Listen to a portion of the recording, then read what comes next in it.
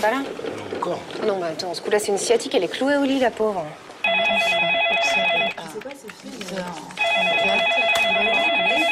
Infirmière dans un hôpital essonien, cette femme prend parfois des anxiolytiques pour bien dormir, comme elle dit. Elle se plaint de ne plus avoir le temps de s'occuper de ses patients et encore moins de discuter avec ses collègues.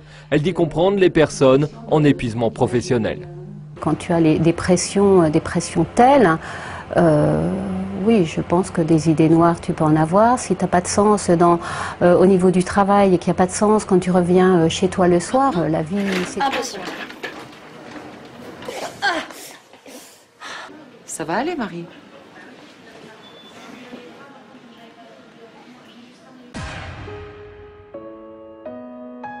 Le personnel soignant n'est pas épargné.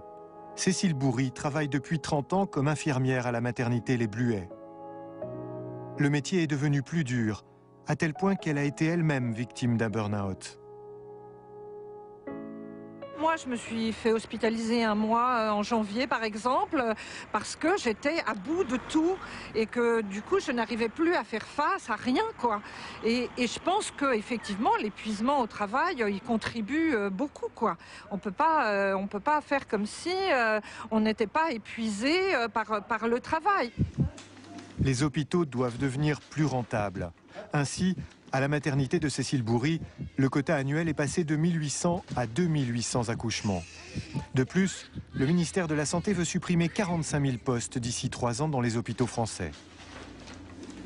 Quand les services sont archi pleins, voire débordent, on a moins de temps à consacrer à chaque personne. Et c'est probablement de ça dont on souffre le plus, c'est avoir le sentiment que du coup, on se contente d'effectuer des soins sans prendre le temps pour chaque personne.